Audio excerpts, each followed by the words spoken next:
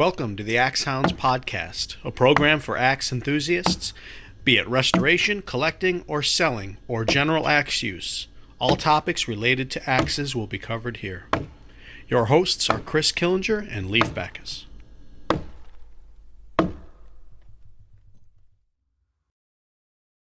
All right, everybody. This is the first Hounds broadcast or podcast. Excuse me. It's podcast first and a broadcast and video second. So Chris and I will be putting this up first, and the video will be the secondary thing we'll both put on our YouTube channels. And a little introduction. This is going to be a little bit scripted because this is our first time doing this. I imagine the second, third, fourth, after that, it'll be pretty less rigid, I suppose. So we'll start off with an introduction. My name is Leif Backus, and I have Chris Killinger with me, and we're both doing this as a joint effort. Chris, if you want, maybe a little bit about yourself. So I'm Chris Killinger, like you said. One of the admins, creators of Axe Hounds Facebook group. Been in the axe collecting since early on.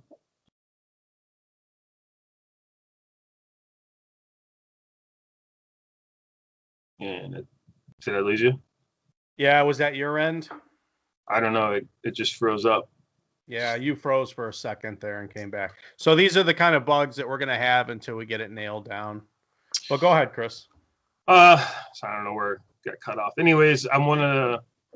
right there is where it got cut off. Yep.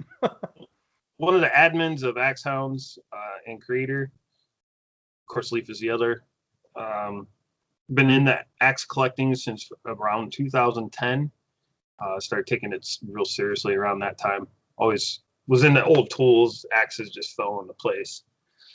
I'm the owner of Killinger Woodsman Gear and Tool. I make a lot of axe leather. It's one of my specialties. And then my real job is I'm just a mechanic. So kind of a jack of all trades, master of none. Yeah, and I'm Leif Backus, and like Chris, I got serious into axes right around the same exact time. We both met on Bushcraft USA, I think, or YouTube first. They're kind of all in conjunction at that time. I think it was Bushcraft USA, and then I followed you over to YouTube. Yeah, and this vice versa. I did the same for Chris, and I think I got pretty involved just like he did at the same time and the same intensity right up until today. And one thing I'll say, at least for myself, I don't consider myself an expert in anything, especially axes. I'm a hobbyist. I mean, there's no real professional axemen anymore, I don't think, not in the purest form. There are some guys that use them for restoration and log building and things like that. That might be more who I'd consider an expert in axes these days. But it's a hobby, and I think for Chris and I both, it's probably out of all the things we do, it's probably the one we're most excited about. Would you agree with that? 100%. Yeah, I do leather work as well. I would say semi-professionally, unlike Chris, who does it. I'm thinking he's in the professional realm now. You can see a lot of his work on like Dave Canterbury's sites and stuff like that. But neither one of us do anything as far as axe-related logmen or anything professionally. So I wouldn't, like I said, we're not experts. We're enthusiasts, and I think that's just as much of a good driver for a podcast as anything. And and what to expect from this podcast. Like I said, we're normal guys. You're going to hear a lot of banter. We are going to cover some history with the axes.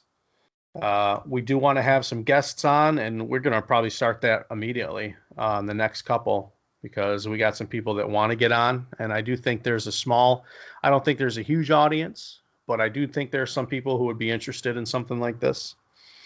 And we'll get on to, hopefully our podcast will be themed. If we don't have a guest on, it'll be themed about something axe and axe related. And with that, I did want to say maybe this particular podcast being our introduction, maybe a little bit of our personal feelings of why I think the axe I don't want to say hobby. The Axeman lifestyle is so appealing to us, and if you want me to lead, Chris, I'll go with that. Um, I think more than the knife. When I got my first hatchet, when I think I was about 10 or 11, I actually paid for it with my own money, and it was at an antique show. I got raked over the coals for $15 on a one of those OD green straight handle, yeah, military hatchets. And my first trial and errors is how many nails I could put in the eye to get that head to stay on, no matter how much it beat on it. And I think after a couple years, that culminated with me throwing that down an embankment in frustration, because I'll always remember that. And my grandfather had his Michigan axe that was in the shop to this day. I wish I had grabbed when we went through all that after he passed. Very silly of me. But the axe, I think, holds a special place in the tools above all others. I think after the knife, it was the first compound tool, right? It's the first thing attached to a stick to really industrialize the man. I think it certainly had the biggest impact right up until the 1900s, is what progressed us as far forward as we have. And sure, there are negative connotations to that, but there's a lot of good too. What do you think about that, Chris? I'd agree. You know, they shaped America with an axe. Yeah. From cutting down the trees to hewing the logs. Just that romance is, I think, for me, is what draws me towards the axe more, because I have a huge affection towards vintage hand tools, and I have quite a few, like a lot of woodworking tools. And I think in the beginning, when I used to just go into antique stores and flea markets and just look for tools. At that time, the internet wasn't that great, and I'm talking pre 2010.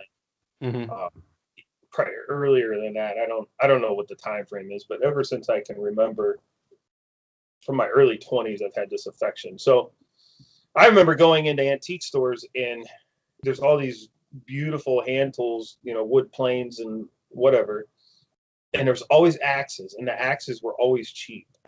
Yeah. Oh, yeah. So you just bought them because at that time I didn't have a lot of money anyway. So I wanted something, and then the axes were obtainable. So I should have bought more. I mean, I bought what I did, and I'm thankful that I got what I got, but I wish I would have bought everything. But you never know.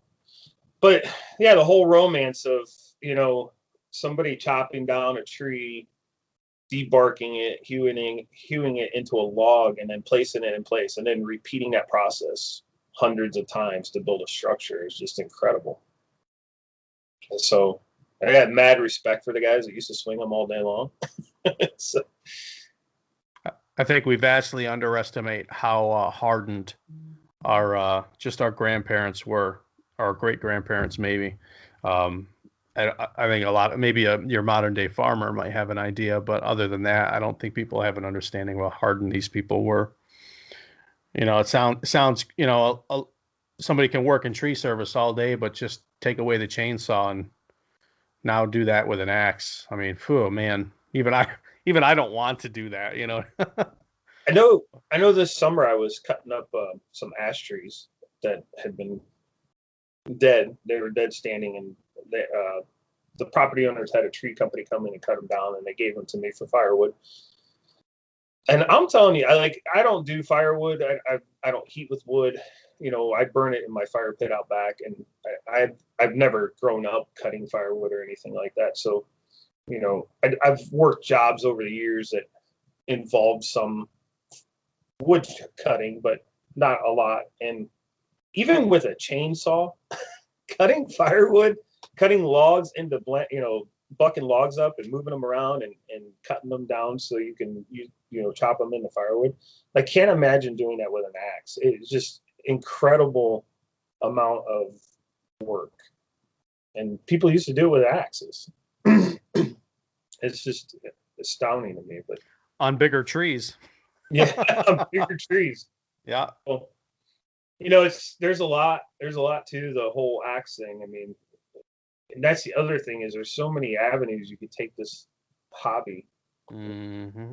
So many different patterns to collect and brands, and it's incredible. That's actually where I was going to steer the topic a little bit. You know, it's I think people like you and I, not just specifically our names, but what we're doing as the hobby and our interest is the type of people that are keeping axe making alive.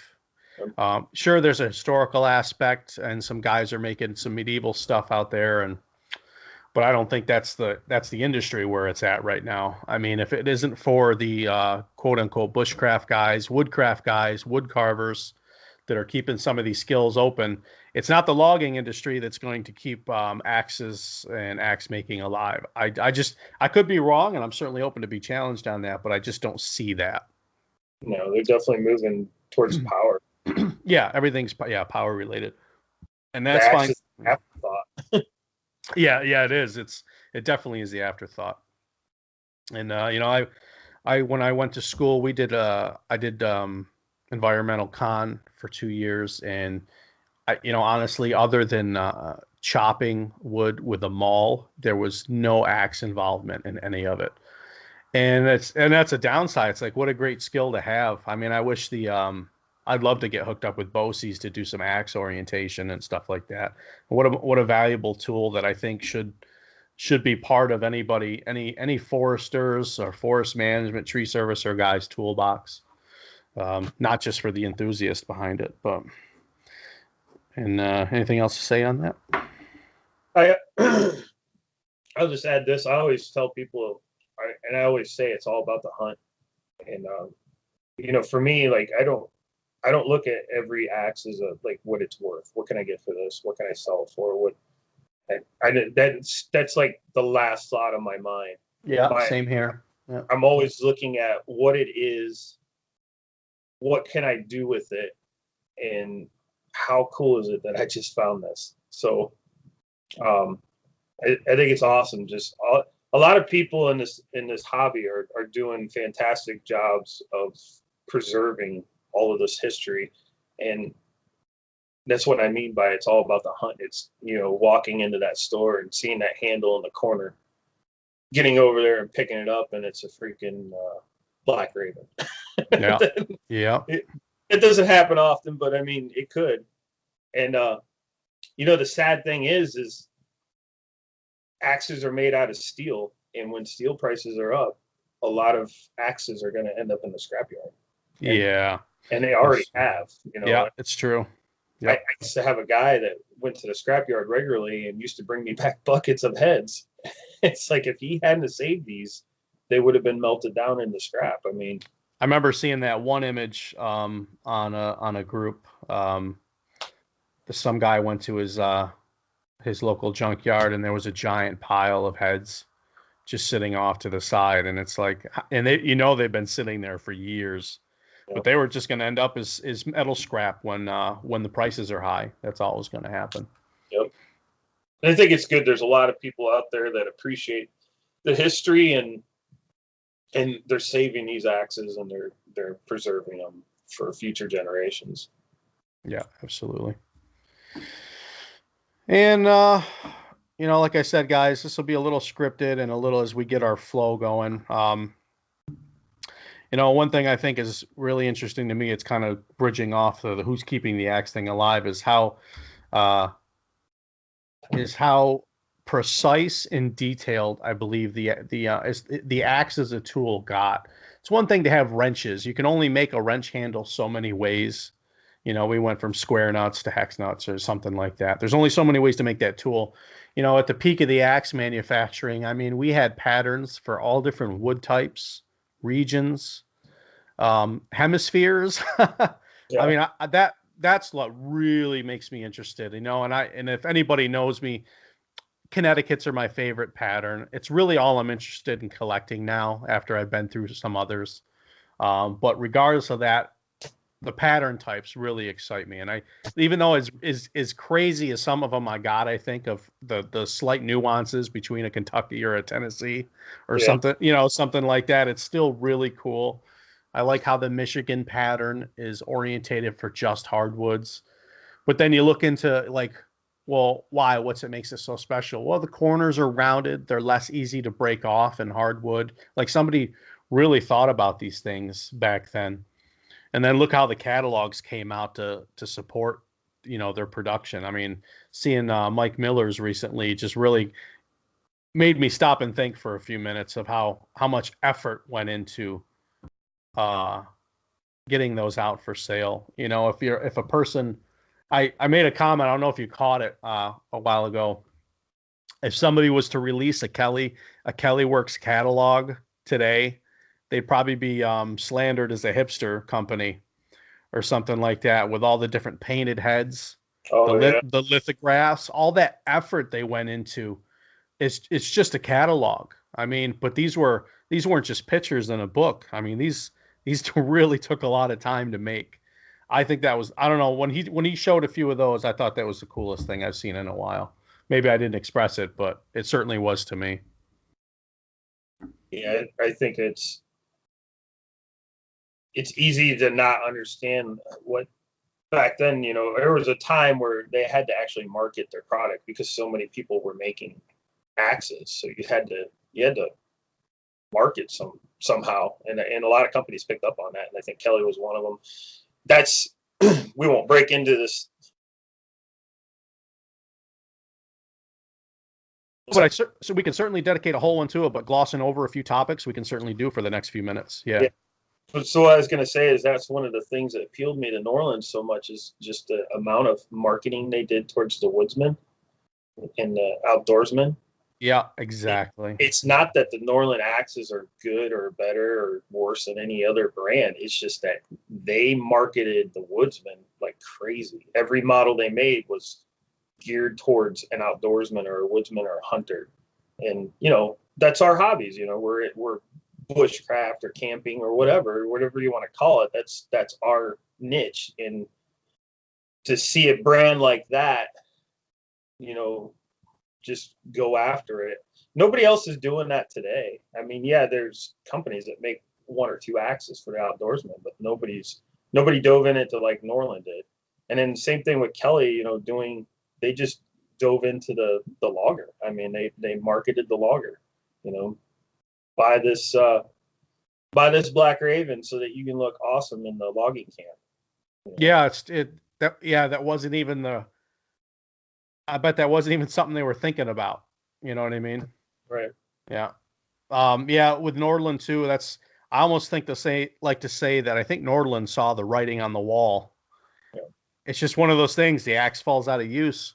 You have these great big companies producing these things. I just don't think obviously the market wasn't there anymore. I would say too, Norland was probably one of the last companies to make a go at it. Yeah, they actually had blister packs almost, plastic. Yeah, they had plastic and cardboard backed right up there at the end. Yep. I'd have to look and see what the timeline was, but I'm pretty sure it was early 80s. They made them up to the early 80s, and that's pretty recent. But I didn't know they went that late. I didn't know that. It wasn't an old company. I think late 60s to early 80s, but I have that information. I just don't have it with me. But, go ahead. Go ahead. I feel like they were one of the last to let's save this industry. Let's do it this way. But, shortly after that, I don't know when Man Edge went out of business, but it had to have been towards the end there.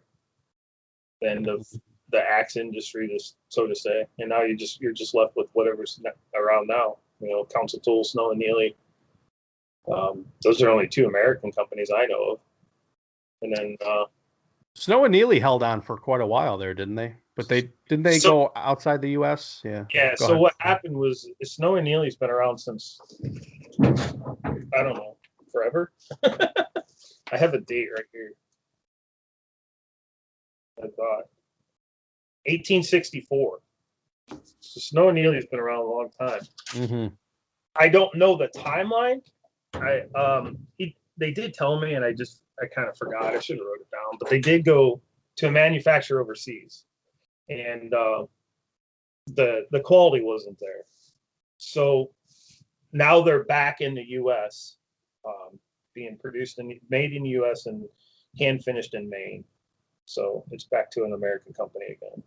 But what a heritage, it's a recognizable brand that's been around since 1864. That's crazy. Yeah, it's kind of those things. I see our steel industry coming back, and I hope it stays. I'd love to see a name as prestigious as Collins come back to the U.S. and or if not the whole company, a portion of it to really get back into the mix. But there's I could say that for all, but they are a name. They still produce. They still have headquarters here, I believe. They just produce everything in Mexico, as far as I know, and it's who knows what the future holds. But there's definitely a revival in that stuff, and I mean, look at go ahead. You never know when a company is going to say, "Hey, there's a market here again. Let's move production back here." Yeah, I hope our renewed steel industry would do that. I think it's there. Council Tools got the right idea of producing those higher quality finished axes. Getting, it's just like they're not doing something new. They're going back to something old, increasing that quality and that finish. This is how it used to be. This isn't a new hipster way. This is, I mean, it used to be a lot nicer. Back up until what, the 20s and 30s, probably, maybe a little bit later. Which I consider like the peak. It's funny, it coincides too, like the peak. I don't know if not everybody agrees, but that golden age of camping. Everybody still camps, I get it, but there's a bit of a nostalgia piece in that era that I think sticks out above others, and the woodcraft guys definitely get on board with that. But yeah, definitely. And I think you touched on, people who are, and I think we could probably, this will bring us to about 30 minutes. And I think our first podcast would be good there. But as you said, there are some people now in this revived, axe, I'm not going to say industry. I don't know what you want to, it's not really an industry, but who are making a professional living at it. And the first one who comes to mind is Roy at Vintage Axe Works. I mean, here's a guy who's now built his life of keeping this history alive. I think that's just the coolest thing in the world. That guy can do that for a living like that.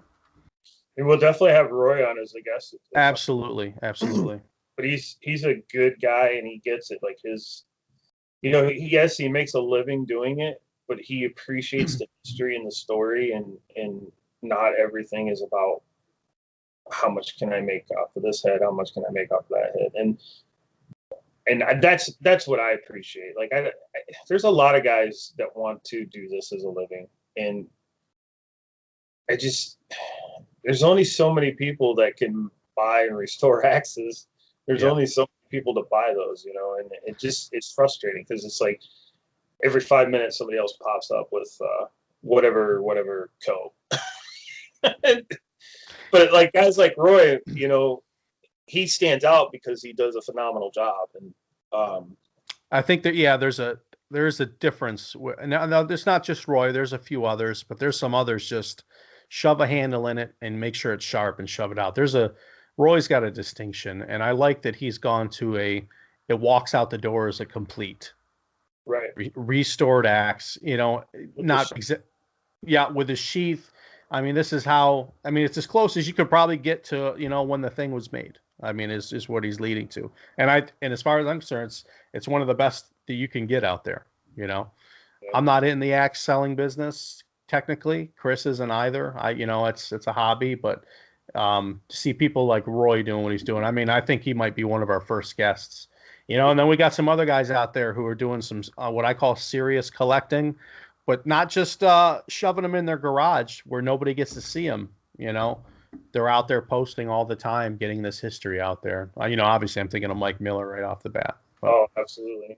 That's another one that's got an incredible collection, and not just in the axes, but like the literature and paperwork. It's so deep what he has. I mean, you could just spend hours dissecting it all, days really. And yeah, go ahead. He's got some incredible representations of new old stock axes, like just blow your mind. Afraid to touch. He has a brand new Lincoln axe, and literally it took me, he went to hand it to me. I wouldn't take it. I was like, no, I don't even want to touch it because it's just like it's so rare to have that just in any condition, and it's his is brand new, like right off the shelf, and it's incredible. You just can't. Yeah, that makes me think of something. I remember when I, excuse me, the first time that with the axe thing started kicking off, or at least for me and you, when somebody painted an axe head or took the time to restore something, I kind of scoffed at it ignorantly, thought it was silly, and and you come to think about it, it reminds me of something Chris said a few months ago about somebody who had questioned him about painting an axe and why dress it up like that, and I believe you said like, this is never going to be made again. That this is it. There's no more. Yeah, that's it. Yeah, like especially like in particular, it was that Black Raven, Connecticut, right? Yeah. Like that is never going to be made again. Now there's some guys doing some Fox ones out there, not deceptively, but still, it's not the same. I mean, and I've taken that approach to some of mine. You can see some behind me that have painted, some that have not painted. If you're watching this on YouTube, but I've kind of adopted that mindset too. It's I have some Connecticut's that I do push through wood that I don't mind burning. Some of the basic Collins and stuff like that, no problem. There's some of these that are just never going to bite, and it's worth the effort to paint them to the way they might have looked, and take the effort to preserve them. And where these will go when I die, I don't know. Hopefully, my kid cares about them. By that point, I don't know. There seems to be like a bit of macho-ness that people get this attitude about wall hangers, and I say that with quotations, wall hangers. Absolutely, yep. Here's the thing, I'm on board with swinging every axe you restore. Every axe that I restore is capable of cutting wood and doing the job it was intended to do. But not every axe I own or restore is going to do that because of the history. Like a Black Raven, the thing with the Black Raven is if you were to use it, there's several risks involved. One of the biggest risks is chipping the bit, taking a big chunk out of the bit. So now you just took a pristine Black Raven and chipped the bit. Now it's got a big old chip out of it. Like, what do you do with that? Mm-hmm. You're done at that point. And yeah. Certainly decreased the value. Not that I care about what I could sell it for, but like you just mentioned about your child, maybe someday my daughter will sell it or cherish it or whatever. But I just think there's so many axes out there that are user quality. Why would you take a pristine axe or something rare with a beautiful embossment on it and use it? Unless it's the only one you got, then I guess that's what you got to do. I don't know how you accomplish that, because you can't just buy a Black Raven for dirt cheap unless you get really stupid lucky. But yeah. And then the other problem is every time that head passes through wood, it takes a little life out of the etch. So over time, the etches disappear. So it's just about preserving it. It has nothing to do with, I'm scared to use it, or I don't want it to go away. I want it to be here forever. So I save it. And then that's, for me, paint on a head makes no difference, because if you paint a head and you use it after it wears off a little bit, it looks cool. Yeah, it looks great. If you paint a head and you're not happy with it, it's just paint. Yeah. It will come off. It's like, it's not rust. You're not permanently altering the steel. So paint it. Don't paint it. Doesn't matter. Doesn't matter. I do. Yeah, it's it's how everything goes. You eventually settle into a position. It's like, I don't care. I don't care. Just take care of it. Use it right, and don't put bad information out there, I guess is the best way to put it. Right. Yeah, and I've definitely chillaxed over of those mindsets in the last several years, and I hate seeing them prevail still. I remember I started doing more Adirondack handles, and it's just like the questions still come out. That's ridiculous, and people don't have any information and don't understand why. I bet we could do a whole episode around that alone, maybe. Like that would be pretty cool, because Just like we could do a whole episode on the Adirondack pattern, like what, or the double bit and why something like that exists. Like you said, the topics are probably endless. I know that's a common thing is just the ignorance and Yeah, the ignorance. Yeah. just coming straight out and saying that's ridiculous. Well, wait a minute, because I've been there before. I've probably made those comments, but I know I have. I'm not afraid to admit it. Back in the early times getting the axes, I made some stupid comments. Yeah. I know there's many times things have come out, and the Adirondack handle is one of them. It's like that's not right. Somebody just stuck a freaking regular handle in there. Mm-hmm. But then start digging into the information that's available, and more is available now than there ever was. Like it's insane. The amount of information on the internet about axes is incredible. But once you start digging into it, and you see, oh, what that was a real thing. Now you feel like an idiot. But some people just they have in their mind what it is, and that's you can't change that. Yeah, I mean it's they chop wood for to heat their home. I mean, given enough time, I can get a chimpanzee to split wood for me. It doesn't make you an expert, and that's not knocking anybody who's learned through chopping wood. We've all busted a cord of wood. I think pretty much most people who get into axes have been through that experience. But that doesn't always make you an expert. And you find a lot of people that've been swinging an axe their whole life and still don't know anything about it. Or some kid who reads about it for a few years might have more knowledge than the rest of us. It's really wide open. It really is. And like you said, there's an incredible amount of information. And with these guys preserving these catalogs and stuff like that, it's just growing every day. Yeah. Yeah, I hope there's even more. I mean, I'd love to see some books published, some actual big time literature from catalogs, reprints maybe. And I know there's some controversy over that. Well, it decreases the value of whatever, blah, blah, blah. And I don't agree with that. An original catalog is always going to be worth more than a reprint. Yeah. My problem is if one guy owns the only catalog, when he dies, what happens to it? Oh, it gets thrown in a bin. Yeah. I mean, that information is just lost. Think of all the information that's already lost. Yeah.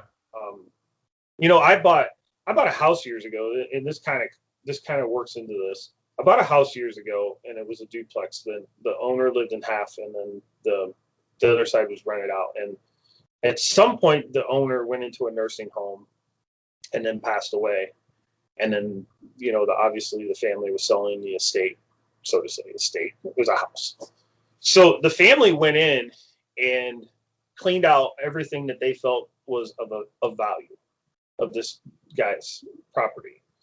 And after that, they just locked the door and put it up for sale.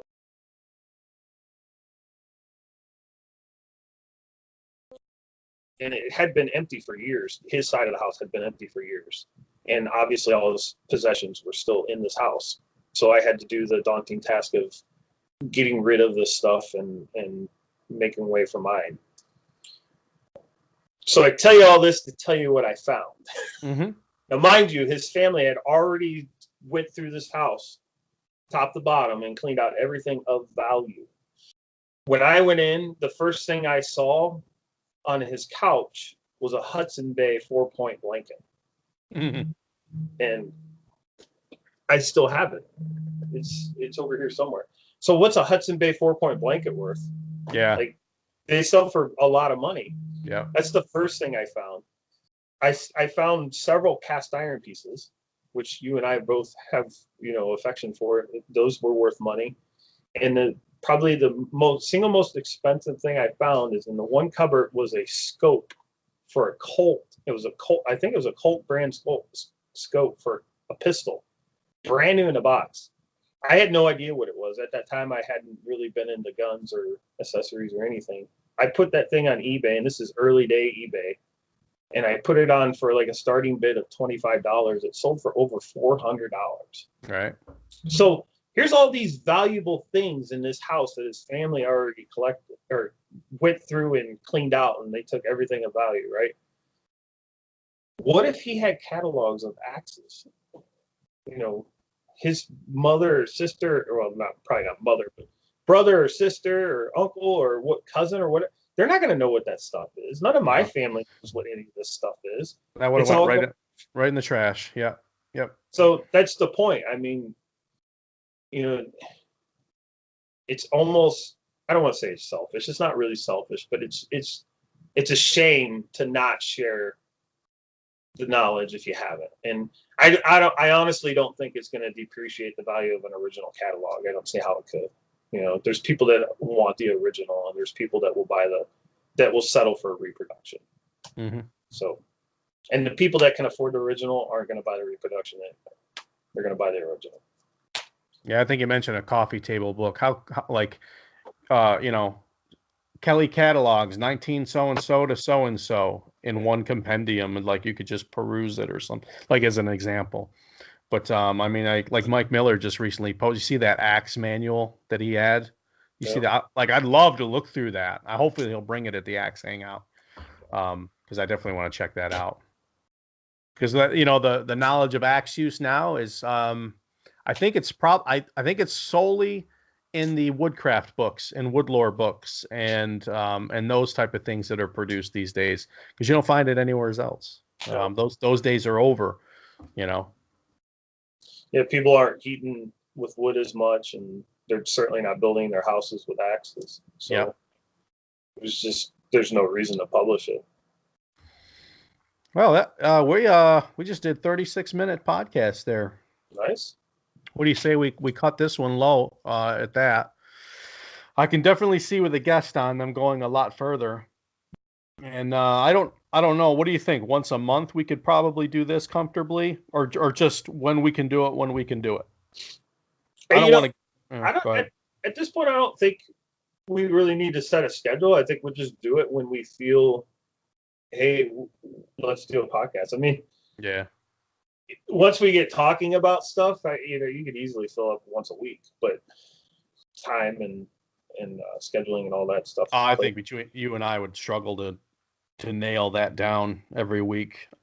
Yeah, Wednesday mornings. I mean, I guess I could, but who knows? But we will save that for, you know, off the side banter. But very cool. Well, I hope everybody enjoyed this. This is not even a scratch of the surface of where this can go.